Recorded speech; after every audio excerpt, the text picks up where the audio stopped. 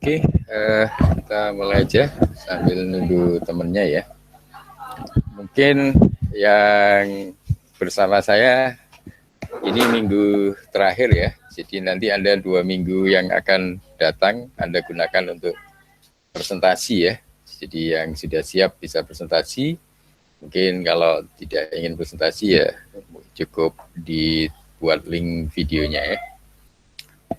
Oke, baik kita awali dulu sambil nunggu yang lain, enggak Bapak? Assalamualaikum warahmatullahi wabarakatuh. Waalaikumsalam warahmatullahi wabarakatuh. Baik, terima kasih kehadirannya. Maaf ini tadi agak terlambat karena bareng dengan rapat senat universitas ya. Ini Anda sudah diputuskan, insya Allah semester depan ini masih daring sampai UTS ya. Jadi nanti semester genap Anda masih daring sampai UTS, terutama yang belum lulus. Tapi kalau Anda sudah lulus kan ini mungkin ada yang sudah semester 7. Kalau semester 7 berarti ya mungkin sudah semester terakhir, Anda nggak perlu semester genap, sudah bisa lulus, semoga bisa lancar ya. Yang masih lanjut, ya masih kena ini, daring sampai UTS, nanti setelah UTS baru dievaluasi lagi ya, melihat perkembangan di luar. Tetapi yang ingin konsultasi, itu ada waktu 30% kehadiran dosen di kampus. Itu biasanya milih waktunya, kalau saya itu biasanya di Rabu sama Jumat ya. Jadi Rabu sama Jumat giliran saya di kampus, kalau anak-anak mau konsultasi, bimbingan skripsi, PKL, dan lain-lain ya. Itu bisa Rabu sama Jumat insya Allah ya. Oke, jadi untuk 2 pertemuan lagi, itu Anda bebas opsinya, yang ingin mendemokan riset kecilnya, saya persilakan. Kemudian nanti Anda taruh di link, nanti mungkin saya infokan seperti biasa di YouTube, Anda upload di komen seperti biasanya. Apa kira-kira tugasnya yang seperti yang sudah kita pelajari saja, yang Anda kira-kira punya apa yang mau ditunjukkan ke saya, bahwa Anda sudah memiliki kemampuan di dalam memanfaatkan microcontroller ya, untuk beberapa keperluan. Nah tentunya kalau yang sudah skripsi sekarang memanfaatkan mikro, ya nggak usah bikin lagi. Jadi Anda cukup skripsi Anda dipresentasikan ke teman-temannya, biar teman-teman Anda juga tahu kira-kira microcontroller ini kalau diubah skema ke skripsi, itu kualitas seperti apa yang sudah bisa dinyatakan layak untuk menjadi sarjana komputer ya. Jadi seperti kalau tidak salah Guntur ya, Guntur nggak ada di sini. Tadi biasanya Guntur dia sudah skripsinya masalah microcontroller, dia boleh nggak perlu bikin lagi, cukup skripsinya aja didemokan di sini, itu dianggap tugas dari mata kuliah kita sudah bisa ya. Karena logikanya kan kalau sudah skripsi mikro kan dia sudah lewat syaratnya ya. Novel juga ya, novel biasanya juga skripsinya tentang IoT ya. Mungkin yang lain juga sama, dipersilakan. Yang lain-lain kalau skripsinya tentang microcontroller, tidak usah bikin tugas 2 kali, cukup skripsinya saja. Anda presentasikan di 2 pertemuan terakhir kalau Anda ingin presentasi, kalau enggak cukup dibuat videonya, direkam dan diupload ya. Cuma biasanya kan kadang Anda ingin berbagi, nah itu saya beri kesempatan di 2 pertemuan terakhir kalau ingin presentasi. Kira-kira mungkin gambarannya seperti ini mungkin tapi belum saya upload. Jadi intinya untuk tugas akhir Anda untuk riset kecil lah ya, saya nyebutnya riset kecil. Untuk riset kecilnya kurang lebih temanya bebas ya. Anda temanya bebas, Anda mau sistem kendali apa saja. Tapi kalau yang dari RPS itu ya, dari RPS yang sudah Anda baca itu kan setidaknya ada 4 ini. RPS-nya kan sudah saya bagikan tuh. Jadi di RPS bisa Anda cek. Ya setidaknya yang paling penting itu menurut saya kalau Anda sudah bisa menggabungkan bahasa pemrograman Arduino dan Python ya. Tidak harus Python sih. Sekarang teman-teman kadang menggunakan Node.js ya. Node.js. Pokoknya tidak murni Arduino saja. Nah, itu boleh ya. Ada yang menggabungkan juga Arduino dengan PXP ya, PHP ya. Itu dulu program parkir di kampus itu kan semuanya fully pakai PHP ya. Cuma ada kelas PHP yang membaca mikro. Ya lewat mana? Ya lewat serial port juga. Jadi mikrokontrolnya disiapkan seperti skenario kemarin itu, nanti komunikasinya lewat serial. Jadi program mikronya tetap untuk membuka tutup barir kit parkir itu pakai mikro, tetapi komunikasi ke pemrograman aplikasi, kendaraan yang masuk, plat nomor dan sebagainya kan pakai PHP, itu juga boleh. Ini Python ini salah satu opsi ya. Jadi Anda boleh tidak harus Python, tapi yang penting kalau bisa gabungan dua bahasa pemrograman, ya Arduino dengan Python salah satunya, boleh Arduino dengan PHP, Arduino dengan Node.js, dan lain-lain. Teman-teman seperti yang di, kalau tidak salah yang di mana, ada yang pakai VB juga ya, dalam dulu VB.net atau VB, kemudian juga Node.js, ini yang dipakai beberapa teman-teman untuk komunikasi dengan Arduino. Yang sudah dipakai untuk sistem parkir biasanya yang profesional itu ya. Kalau Anda nanti kan bisa lebih banyak lagi aplikasinya, salah satu di kita kan di Control PID nantinya ya. Jadi ini yang paling basic, pokoknya Anda bisa gabungkan Arduino dan Python hanya sekedar bikin sistem yang open loop, hanya nampilin lodging itu akuisisi data ya, atau data acquisition, nampilin doang suhu tiap satu satuan waktu dan sebagainya, atau yang lain, lembapan, dan apapun lah sensornya, itu sudah cukup, menurut saya sudah lumayan lah. Kemudian yang lain Anda juga bisa memanfaatkan mikro. Untuk pertemuan kita sampai UTS dulu kita banyak belajar IoT, jadi Anda bisa memanfaatkan mikro untuk aplikasi yang berbasis Internet of Things ya. Jadi IoT ini lagi ngetrend, jadi saya harap Anda bisa memanfaatkan ini. Nanti mungkin saya beri contohnya yang di semester lalu menggunakan IoT dan sudah gabungan ya. Tetapi waktu itu masih pakai Cloud MQTT, belum berbayar. Yang sekarang Anda bisa ganti pakai IoT.net seperti yang ada di workshop saya itu. Itu yang kedua, solusi Anda bikin riset kecilnya. Mungkin yang ketiga Anda boleh juga bikin pengontrol PID ya. Pengontrol PID jadi jangan di trap langsung. Jadi misalnya Anda mau bikin simulasi atau kendali motor DC, jangan langsung lewat PWM-nya dinaik turunin, tapi naik turunkan PWM-nya lewat parameter PID ya. Nah ini saya kira ini lebih disukai. Kenapa? Karena nanti ini bisa Anda gabung dengan mata kuliah kecerdasan buatan atau mesin learning. Jadi Anda tuningnya itu bisa pakai neural, deep learning, dan lain-lain. Itu yang sekarang banyak paper-paper PID yang digabungkan. Tapi Pak, kalau saya hanya bisa sampai ngedrive PWM langsung ke motor, atau naik turunkan suhu dengan heater, aktuator heaternya, ya boleh aja. Itu kan berarti yang di sini tadi ya. Yang pertama, menggabungkan Arduino dan Python. Jadi yang kedua, aplikasi IoT. Yang ketiga, bikin aplikasi PID ya, sistem kendali PID. Nah, yang keempat, ini menurut saya yang paling advance, ini sudah menggabungkan PID dan IoT. Jadi nanti tuningnya itu bisa lewat mobile, lewat handphone ya. Jadi Anda bisa mentuning gain proporsionalnya, KC, waktu integralnya, TOI, dan waktu derivatifnya itu lewat handphone. Nah, seperti itu. Ini yang sudah dikerjakan kakak kelas Anda tahun lalu, mungkin sudah pada lulus sekarang. Dani dan kawan-kawan dulu ya. Itu dia sudah menggabungkan PID dengan IoT ya. Ini malah lebih baru lagi, jadi ini kalau mau bikin paper peluangnya cukup besar. Kemudian itu jadi 4 opsi yang untuk riset kecil Anda buat penelitian. Pak, kalau saya belum beli mikronya, kalau ini semua kan harus beli mikronya ini. Ini harus ada beli mikronya.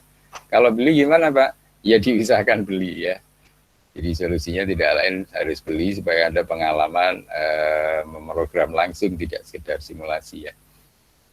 Nah, makanya ini untuk timnya tidak saya batasi. Kalau karena pandemi Anda nggak ingin kerjasama karena takut berkerumun, ya Anda boleh secara perorangan.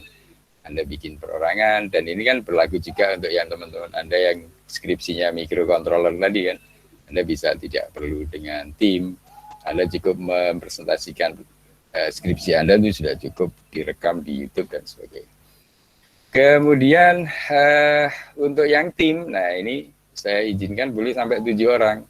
Kenapa boleh sampai 7 orang? Ya kalau supaya Anda nggak ada alasan beli microcontrollernya mahal.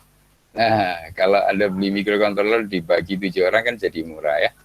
Dan untuk bikin paper pun 7 sampai 8 orang masih boleh ya. Anda pernah saya tunjukkan paper saya yang 8 orang penulisnya, autornya itu ya, boleh ya. Jadi ini saya izinkan sampai 7 orang, alasannya biar kalau Anda beli mikro tidak ada alasan mahal. Ya kan kalau mikronya 70.000 yang Note MCU itu, atau boleh tidak harus Note MCU yang minggu lalu kan bisa saya ganti dengan ESP32 ya, supaya bisa connect ke internet. Nah itu Anda boleh sampai 7 orang, kalau harganya 70.000 kan cuma iuran 10 ribuan.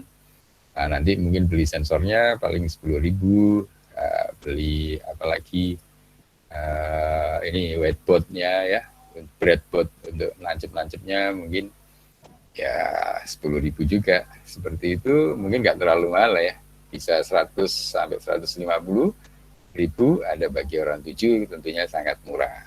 Nah, ini satu timnya boleh sampai 7 orang. Cuma nanti Anda jelasin di sini yang nomor 4 ini kontribusi dari masing-masing tim. Jadi setidaknya misalnya dari 7 orang ini paling tidak supaya memiliki pemahaman yang sama. Kalau Anda bekerja bersama-sama, saya kira nanti Anda juga akan memiliki pemahaman atau ilmu yang sama ya. Jadi yang lebih mengerti silakan mengajari yang mungkin belum mengerti. Nah ini. Jadi di yang keempat ini nanti Anda rekam, Anda tuliskan nama timnya, Anda buat link videonya, masing-masing anggota yang ngupload ini linknya ya. Jadi nama-nama itu meskipun videonya sama, tapi kan Anda taruh di YouTube Anda masing-masing ya.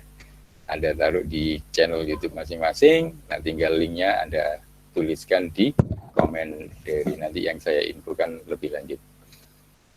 Seperti itu, jadi waktu Anda, saya kira mungkin sampai UAS itu kira-kira masih ada 3 minggu toh. Jadi kalau dilihat di sini nanti ada 24 dan 31 ini bisa untuk kerjakan selama 2 mingguan ini full, ada diskusi. Nah, jadi minggu depan tuh kalau ada komtingnya bisa bilang Pak ini ada yang mau presentasi, nanti laporan ke komting. Kalau nggak ada yang presentasi ya saya tulis tetap jadwalnya presentasi dari tim, presentasi project gitu saja ya. Nanti UAS Anda kan tanggal 7 seperti biasa, karena untuk UAS tetap disyaratkan harus ada bukti tertulis, maka tetap seperti biasanya UAS-nya nanti Anda mendokumentasikan apa yang sudah Anda lakukan di riset-riset sebelumnya. Oke, saya kira seperti itu. Ya, ini jelas ya, nanti mungkin akan saya taruh juga di channel YouTube untuk Anda bisa akses. Kemudian mungkin ada pertanyaan dari kira-kira riset kecilnya ini. Jadi riset kecilnya saya tidak terlalu muluk-muluk sebenarnya. Jadi kalau Anda sekarang semester 7 loh, itu sudah skripsi, terutama skripsinya yang berkaitan dengan microcontroller, ya Anda tinggal ambil skripsinya untuk dipresentasikan. Kalau mau presentasi, kalau tidak mau presentasi, cukup direkam, taruh di YouTube saja. Gimana? Jelas ya? Jelas, Pak. Jelas ya? Oke. Nah, ini yang saya lakukan ini contohnya. Ini kan sudah berkali-kali saya demokan, tetapi Anda tidak akan bisa kecuali yang simulasi ANSYS, yang demo yang tanpa mikro. Ini yang saya lakukan ini sudah pakai mikro, ini saya stop dulu. Nah, yang kalau pakai mikro, Anda harus siapkan ininya, hardware PC Lab-nya ya. Nah, ini tadi sudah terlalu jauh perjalanannya ini. Ini tadi ini sudah gesernya terlalu jauh ya. Ya, ini kalau yang saya lakukan contohnya ini kan sudah menggunakan TC Lab yang saya sudah info beberapa waktu lalu. Ini alatnya. Jadi alat ini harus kita beli dari Universitas Brigham University di Amerika yang saya ingin tirukan. Saya sudah sering infokan ke Anda. Sebenarnya kita ingin memproduksi yang sama karena kita sudah dapat izin dari dia. Nah, cuman kita harus ganti mikronya supaya memiliki nilai plus punya kita supaya bisa connect internet. Yang dia lakukan tidak bisa, tetapi dia bisa secara lokal saja. Ini pun aja dia sudah menjual 7.000 lebih kits ini ke dunia ya, seluruh dunia ini yang merah-merah ini. Nah, semangat yang sama ini sebenarnya yang sedang kita ingin kembangkan di UPN. Mudah-mudahan tidak terlalu lama kita sudah bisa memiliki yang sama. Dan ini sudah kita bikin desainnya, nah seperti ini. Ini yang sudah kita bikin desainnya. Ini kita ganti mikronya yang Arduino Uno itu dengan ESP32 yang ini ya. Kenapa? Karena butuh 2 sensor ini. Ini sudah saya jelaskan minggu lalu ya. Jadi Anda kalau lihat di Node MCU itu kan cuma 1 sensor analog inputnya. Nah ini padahal saya butuh 2 supaya bisa baca 2 termistor ini. Nah, ini saya ganti mikronya dengan ESP32 ya. Ini sudah siap dimasal, cuman nunggu sponsor saja. Tinggal nunggu sponsor. Nah, itu kalau bisa nanti kita bisa meniru apa yang sudah dilakukan oleh universitas di Amerika ini. Nah, sehingga nanti kalau mahasiswa UPN Ormawa mau bikin kegiatan, saya pinginnya membekali anak-anak ini saja. Jadi anak-anak tinggal mempromosikan produksi dari kampusnya sendiri untuk supaya kalau beli tidak harus ke Amerika, cukup ke UPN aja. Ini sebenarnya alatnya simple, saya kira Anda kalau mau bikin juga bisa. Ini yang seperti ini. Dan ini minggu lalu kan juga sudah saya kasih slide dari dia, dan kalau kita ini kan saya cuma lupa alamat linknya itu, PCB-nya juga dikasihkan ini.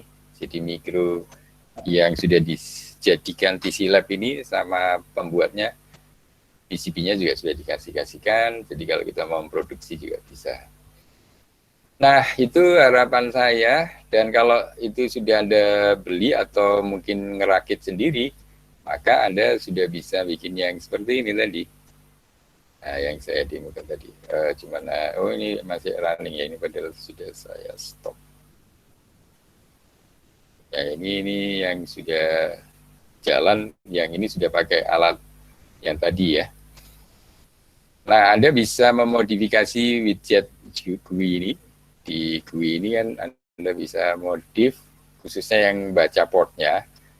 Ini terutama yang kalau dia kan ini yang kontrol Arduino ini ya, atau sebelumnya yang sebelum saya gabungkan ini nama aslinya kontrol Arduino .py ini ya. Ini kan sudah saya minta download.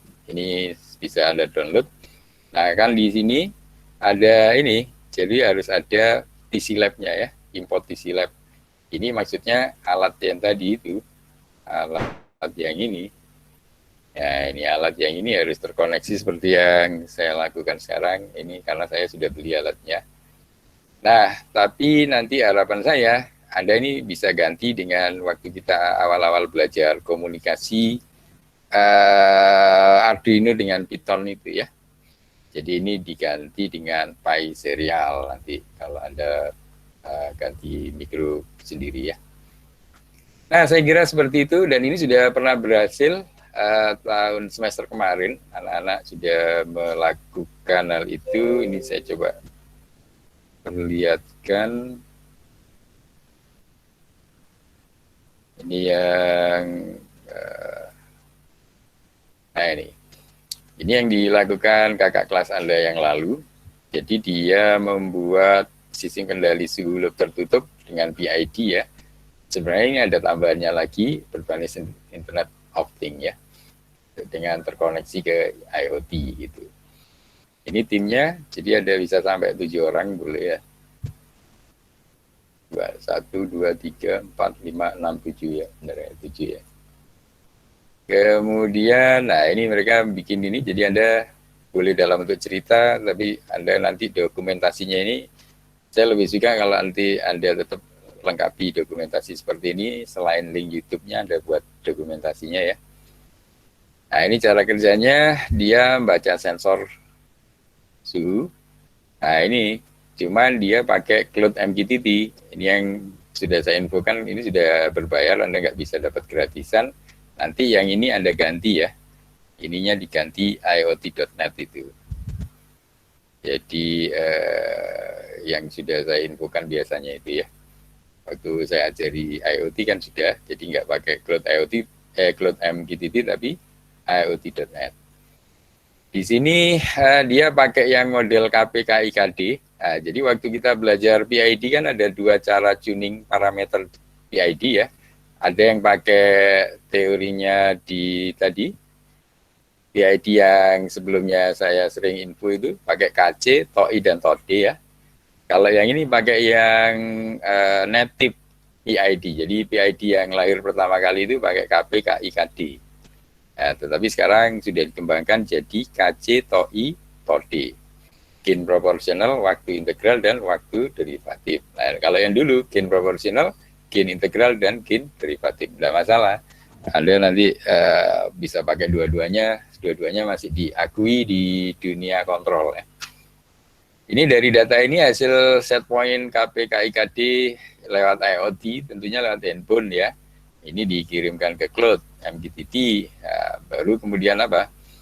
Mikro mengambil data dari cloud, dihitung menggunakan metode PID untuk misalnya nanti untuk menaik turunkannya itu dengan mengatur kecepatan kipas atau kecerahan lampu. Nah, ini anak-anak kemarin ya. Baru sensor untuk nampilin hasilnya dari hasil perubahan tadi diinfokan lagi ke cloud ya.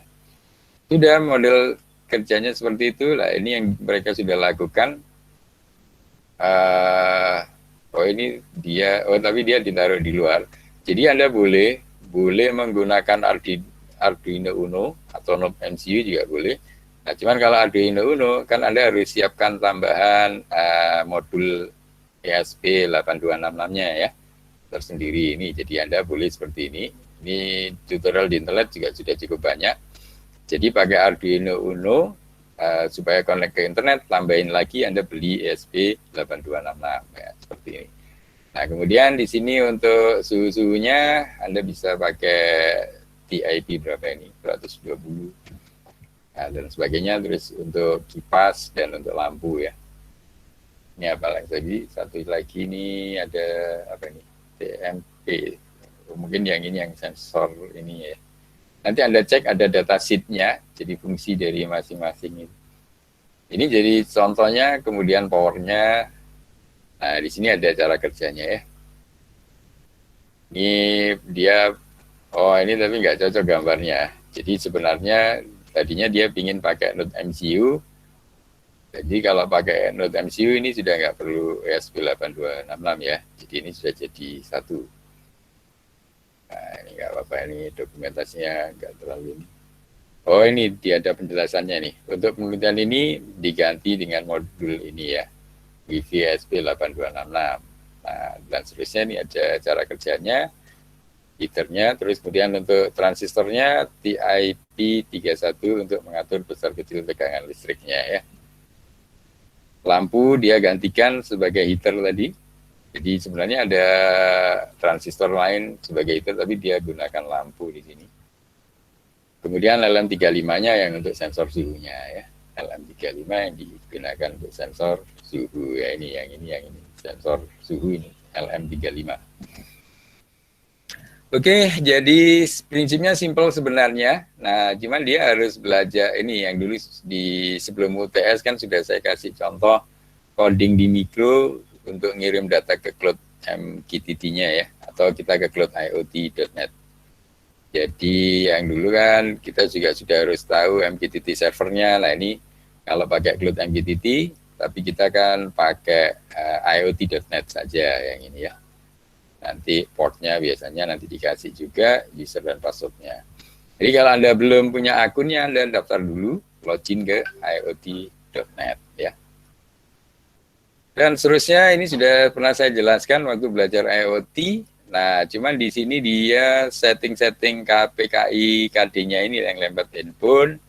Ini dia jelaskan alatnya apa, bahannya apa, kemudian foto-fotonya. Nah, ini dokumentasinya kira-kira seperti ini. Ini adalah dokumentasi yang dia kerjakan, jadi pakai Arduino dan seterusnya pakai breadboard. Nah, ini kan kalau Anda beli kan nggak urunan orang tujuh kan nggak terlalu mahal. Ya, seperti ini, saya kira simpel saja. Nah, ini dia sudah bikin yang koneksi ke handphonenya. Dia dibuat 3 ini untuk ini ya, mengatur gain dari proporsionalnya, gain integral, dan gain derivatif. Ini yang pakai native PID itu loh, jadi KP, KI, KD.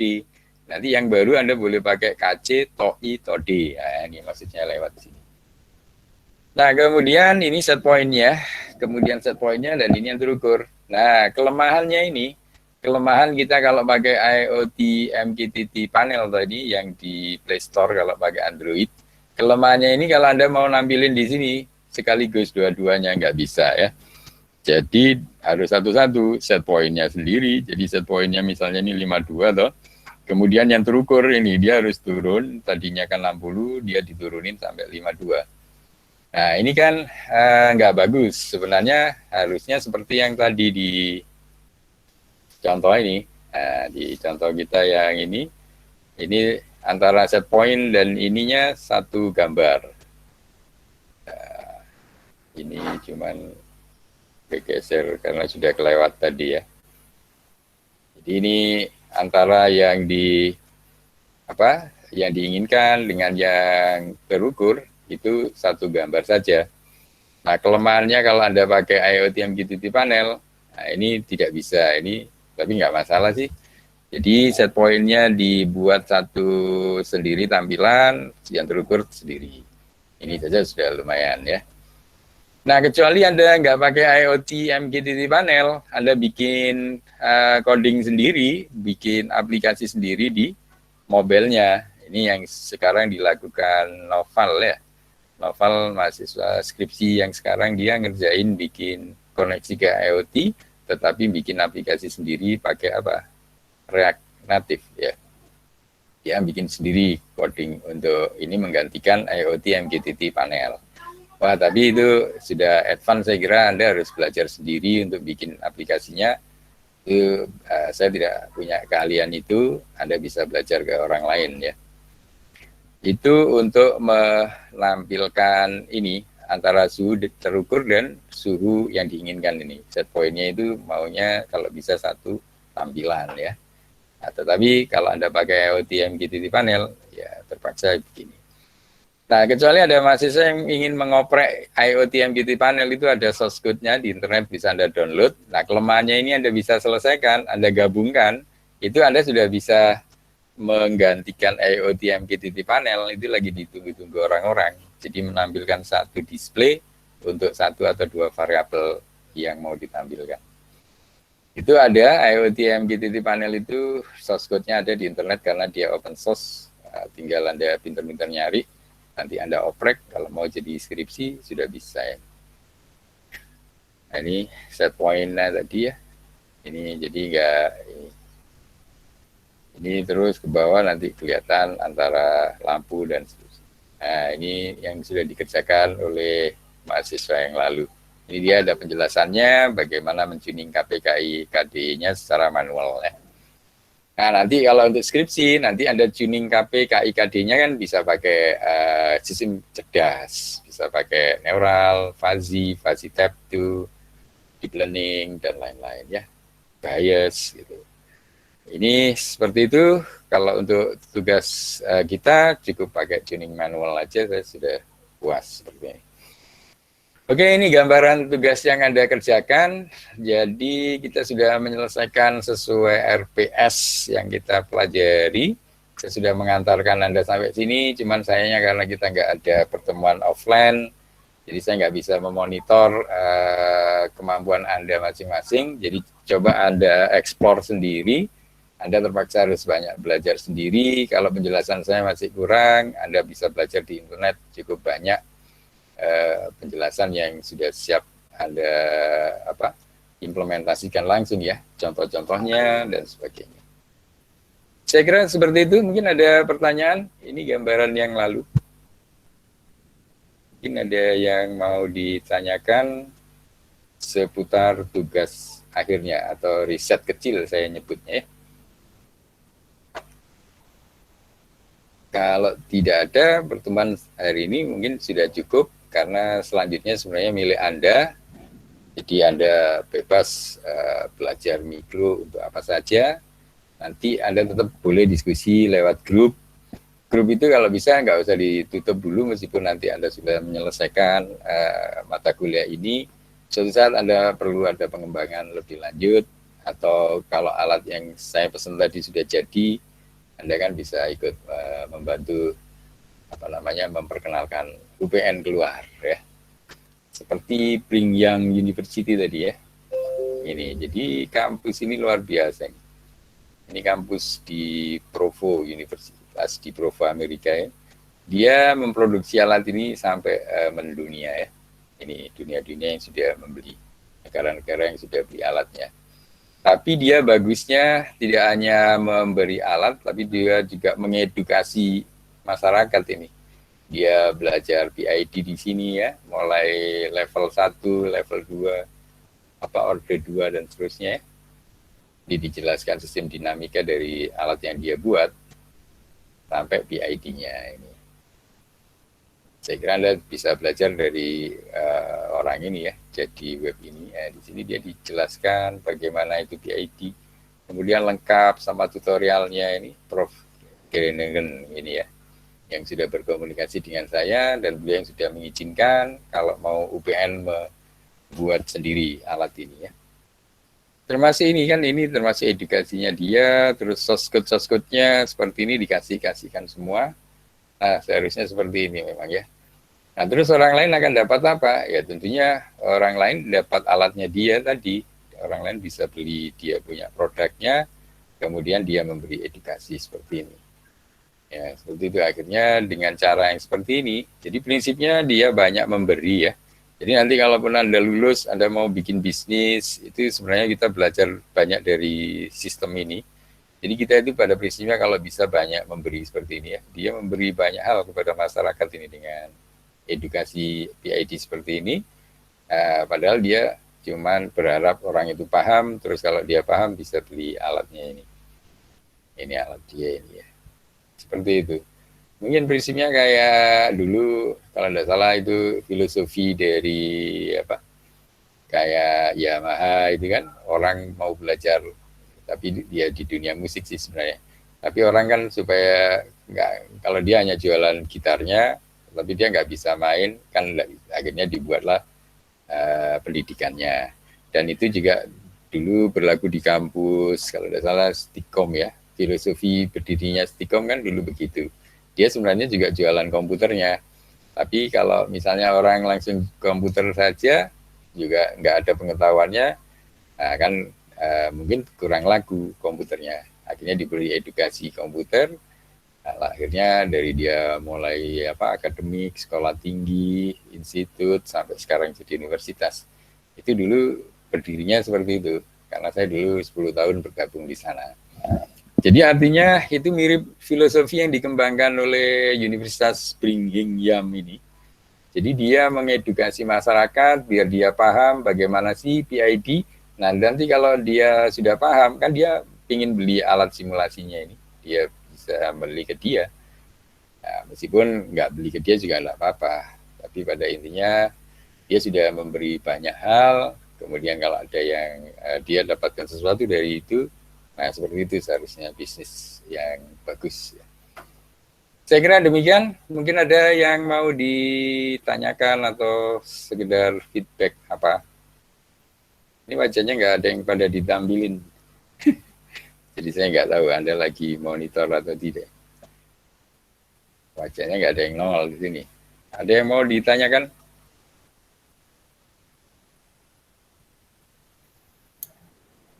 Gimana? Ada yang mau disampaikan misalnya seputar mikro dan permasalahannya ya?